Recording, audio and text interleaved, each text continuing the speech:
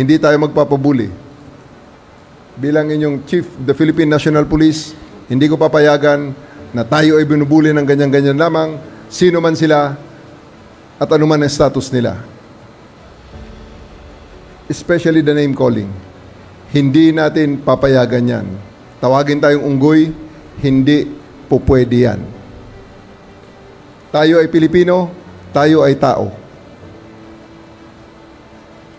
Dugo, luha at pawis ang puhunan ng ating mga ninuno para itayo ang pagiging Pilipino natin.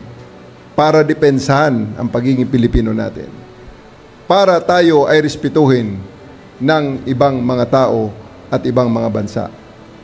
Hindi tayo papayag na ito ay yurakan ng ganun-ganun lamang na hindi natin palalampasin ang mga bagay na ito.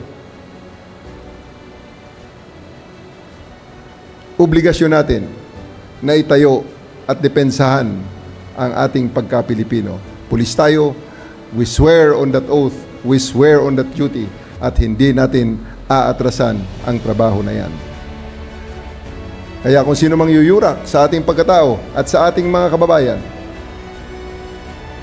anuman ang status nila, sila ay mapabanyaga, sila ay maging kapwa Pilipino, hindi natin papayagan yan. Kung kaya't, hindi natin papayagan din na labagin ang karapatang pantao ng ganun-ganun na lamang, murahin ang bawat ang Pilipino, sasabihan ng kung ano-ano, at higit sa lahat, walain ang ating ang humanity natin ay walain. Hindi po pwede yan.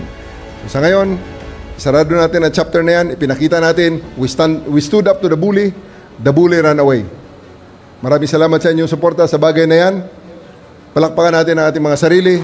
Sana naman, hindi lang sa dahil ako ang inyong Chief PNP, kundi dahil tayo ay mga pulis at isinasabuhay natin ang pagdepensa ng human rights ay numero uno sa ating trabaho.